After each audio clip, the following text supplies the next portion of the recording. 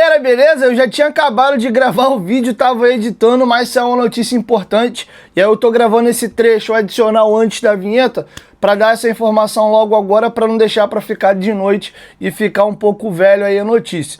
Alan Saldívia é o segundo reforço do Vasco para essa janela. O Vasco havia feito duas propostas para tentar pegar o jogador junto ao Colo-Colo por empréstimo, porém a diretoria do Colo-Colo bateu o pé e disse que só aceitava negociar o jogador através de venda. Teve uma reunião hoje da cúpula da diretoria ali do Colo-Colo e eles chegaram à definição de que de fato só avançariam mediante ali a uma venda. A diretoria do Colo-Colo informou isso ao Vasco e o Vasco topou mudar o modelo de negócio. O Alan Saldívia é uma convicção muito grande do técnico Fernando Diniz e o Vasco mudou a estratégia. O Vasco está comprando 50% dos direitos econômicos do zagueiro uruguaio do Colo-Colo e tem um gatilho dentro desse contrato que o Vasco pode vir a comprar mais 20% e o Colo-Colo restringindo ali 30%, pensando numa venda futura. É um jogador que tinha apenas um ano de contrato com o Colo-Colo. Para o Vasco topar avançar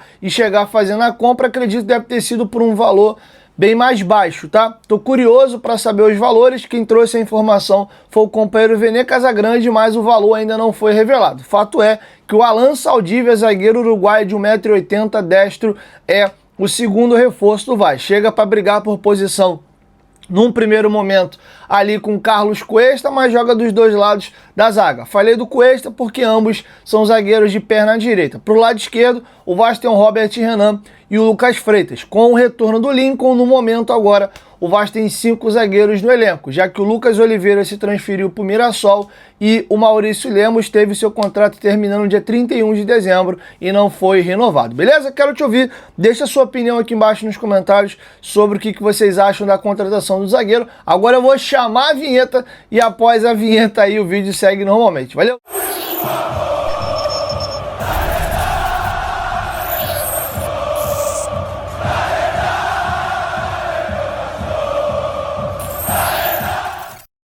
Bem-vindo ao canal Futebolaço, eu sou o Dieguinho. Bom, galera, tá entrando no ar a nossa primeira edição desta quarta-feira, como sempre, recheadaço de informações para vocês. Deixa o like no começo do vídeo que ajuda muito o nosso trabalho para o YouTube compartilhar para mais pessoas. Se for sua primeira vez aqui no canal, seja muito bem-vindo à família Futebolaço. É um prazer poder produzir conteúdo para você todos os dias, beleza? Dito isso, galera, vamos logo aí às informações. Olha, a galera tá muito preocupado com as janelas de transferências no que tange a chegada de atletas. Porém, o Vasco começa a ter sondagens e pressão para a retirada de jogadores. Acredito eu que são mais improváveis essas saídas, mas o Vasco vem recebendo aí sondagens e uma pressão de clubes para poder tentar tirar alguns titulares do Vasco. Vamos aqui atualizar vocês. Primeira situação são as laterais. O Paulo Henrique está muito valorizado, jogador aí que foi para as duas últimas convocações da seleção brasileira do técnico Carlo Ancelotti. Ele teve uma sondagem da Arábia Saudita, uma da Inter de Milão da Itália e de um outro clube europeu ainda não revelado. Por hora, não passou de sondagem. O Vasco diz que só abre negociação a partir de 10 milhões de dólares e o Paulo Henrique não tem desejo de deixar o Vasco nesse momento, porque entende que ele está muito próximo de uma Copa do Mundo e uma transferência de clube nesse momento poderia afastá-lo da Copa, tá? O Vasco também não tem interesse de negociar, mas é aquilo, né? Dinheiro na mão, dependendo do valor, nenhum jogador é inegociável. Um jogador que esse sim periga sair nessa janela é o Lucas Piton. O Besiktas da Turquia vem muito pesado. O Besiktas está fazendo um mapeamento aí para definir qual lateral esquerdo eles vão contratar agora nessa janela. E o Piton é um dos favoritos. Inclusive, o Besiktas entrou em contato com o Souza, que jogou 4 temporadas ou 3 temporadas vestindo a camisa do Besiktas, para poder buscar mais informações do Lucas Piton. O Souza deu ótimas informações a respeito do Piton. O Piton terminou o ano de novo com o maior garçom do Vasco na temporada. Foram 12 assistências e o Lucas Piton está valorizado. O Besiktas já abriu conversas com o staff do Lucas Piton, porém ainda não apresentou uma proposta oficial na mesa do Vasco. O Vasco já sabe do interesse do Besiktas, isso pode caminhar para uma proposta agora nos próximos dias, tá? Outra situação, o Leandrinho, que é o lateral esquerdo que o Vasco não usou muito na última temporada. Confesso até que não entendi muito qual foi a do Diniz. Não sei se o Leandrinho estava treinando mal, estava meio que, né, levando a coisa meio que na sacanagem, não sei, mas gosto muito do Leandrinho, acho inclusive que o Leandrinho é um grande jogador, deveria ser no mínimo reserva imediato do Lucas Piton, né, não o Vitor Luiz, até o Puma meio que furou a fila dos dois ali e estava jogando improvisado na lateral esquerda, e é um jogador sempre valorizado. A Chapecoense e o Passos do Chipre, o Pafos do Chipre, acabou de entrar em contato com o Vasco para entender a situação, tentando pegar o jogador por empréstimo, tá? Então, os nossos laterais estão valorizados aí, tem clubes interessados nas suas respectivas contratações. Queria aproveitar e fazer um comentário aqui de uma situação que eu confesso que me irrita um pouquinho, tá? Eu vejo boa parte da torcida do Vasco numa pegação de pé com o Lucas Piton que me incomoda. O Piton é o lateral esquerdo perfeito? Não, cara, ele não é. Diria até que no futebol brasileiro não existe lateral esquerdo perfeito. Tem uns que tem uma valência melhor aqui, outra ali. Os de prateleira mais alta estão em final de carreira, como o Danilo e Alexandro, que hoje vestem a camisa do Flamengo. Outros, como o Ayrton Lucas, são avião atacando, defensivamente deixam a desejar. O Piton, ofensivamente, se não é o melhor lateral esquerdo do Brasil, é um dos melhores, porém deixa assim um pouco a desejar na parte defensiva, no jogo aéreo, mas é muito difícil achar um lateral bom. Um lateral perfeito, que o cara marca muito e defende muito, você conta no dedo, cara. É difícil. O próprio Paulo Henrique defensivamente é impecável, driblando é um azogue, mas quando chega na hora de fazer o cruzamento, o PH falha muitas das vezes, tá? Então, eu acho que o Vasco tem ótimos laterais a nível do futebol brasileiro. Inclusive, se você der uma olhadinha no futebol europeu, a posição mais carente do mundo é lateral, cara. Então, assim, dá para fazer críticas ao Piton? Dá. Ele pode e precisa melhorar a parte defensiva? Sim, mas uma parcela da torcida do Vasco trata o Piton como se ele fosse um cabeça de bagre. Vende logo, dá, doa. Vocês estão em Nárnia? Vou inclusive fazer uma provocação aqui. Desde o Ramon, 2009 para cá, me cite um lateral esquerdo melhor que o Lucas Piton vestindo a camisa do Vasco. Para mim o Ramon é o top 1.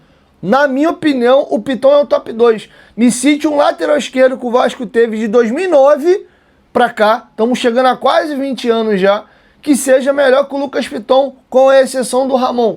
Não tem, cara. Nós tivemos cada lateral, a cabeça de bagre vestindo a camisa do Vasco. O Edmar, que para a Série B defensivamente era muito correto, ofensivamente tinha lá seus problemas. A torcida do Vasco parece que não gosta de lateral nenhum, cara.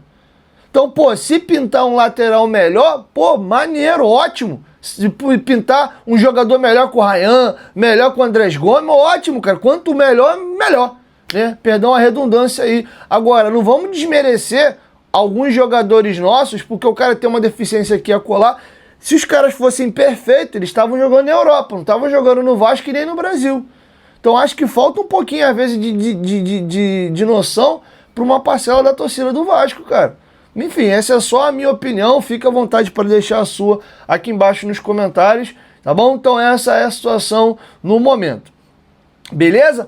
Outro jogador que tá ali, ó, na corda bamba é o Estrela. O Estrela vai ser observado nessas primeiras rodadas do Campeonato Carioca. O Vasco vai botar um time alternativo nas duas primeiras rodadas. O Estrela deve ganhar um pouco mais de minutos, mas há um grande receio dentro do Vasco pela questão física, principalmente a questão do joelho do Guilherme Estrela. O jogador vinha voando em 2024, comeu São Paulo com farofa, fez bons jogos na sequência e infelizmente teve aquele problema da lesão no joelho contra o Botafogo. Ficou aí mais de um ano afastado dos gramados, voltou no finalzinho do ano ali, mal conseguia jogar, fez apenas 3 jogos e há essa preocupação, tá? Acredita-se muito no talento do Estrela no Vasco, mas essa parte física dele preocupa. Então o Vasco vai dar uma olhada para ver qual é a situação do Estrela, se ele consegue desabrochar. Vai ter oportunidade no começo do ano. Se a coisa não funcionar, ele vai dar linha na pipa e deve seguir o caminho do JP, do Cauã Barros, que foi emprestado para ganhar a rodagem. Beleza? Outro fato curioso, no momento, o Vasco tem para a posição de camisa 10 Coutinho, Matheus França, Estrela e acabou de contratar o Johan Rojas. É uma posição que só joga um. O próprio Nuno joga nessa posição também. Na minha opinião, o Nuno deveria ser efetivado como 10, tá? Desde que o Vasco melhore as opções para a ponta esquerda, tá? Eu gostaria de ver o Nuno jogando como 10, podia ser ele e o Coutinho revezando nessa posição. Acho que o Nuno é muito mais meia do que ponta, mas enfim. Então o Vasco tem esse leque de opções para essa questão do enganche ali do armador. Então tem muita concorrência, o Vasco acabou de contratar um jogador para essa posição, então acho que o caminho mais normal é o Estrela acabar sendo emprestado, a não ser que ele comece o estadual comendo a bola com farofa, arrebente aí e mostre que superou o problema do joelho, aí pode abrir um alerta positivo dentro do Vasco, tá bom?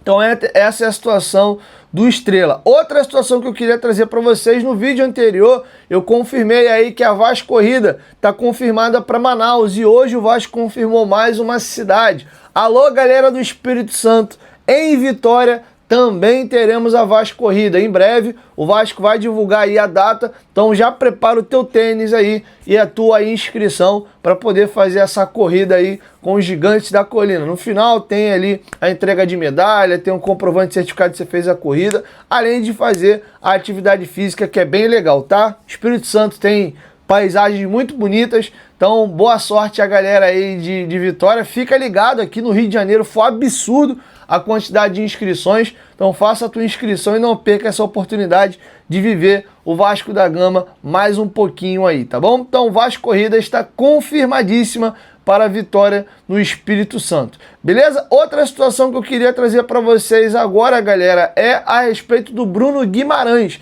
O Bruno Guimarães deve estar irritando bastante a torcida do Atlético Paranaense, clube ao qual ele despontou no cenário nacional, fez com que ele tivesse as portas abertas no futebol europeu. E o Bruno Guimarães não esconde ninguém como ele é vascaíno, só que agora ele está esfregando na cara da sociedade a sua vascainidade. O pai dele, o seu... Como é que é o nome do pai dele, meu Deus do céu? O seu Dick Gomes publicou nas suas redes sociais a foto da família toda trajada ali de Vasco, tá? O Bruno Guimarães está vestido com essa camisa aqui, terceiro uniforme da temporada 2024, 2025, e os filhos dele estão todos com uma camisa ali, os netinhos, né? A rapaziada tá toda com a camisa preta ali, com o escudo grandão do Vasco, e ele tá com o pai dele jogando ali uma sinuquinha, tá bom? Então, olha, eu acho quase impossível o Bruno Guimarães, quando regressar ao Brasil, não vestir a camisa do Vasco. O Atlético Paranaense vai fazer a parte dele, mas eu acho que já no coração dele lá, já tão puto da vida. Pô, irmão, não vai ter jeito.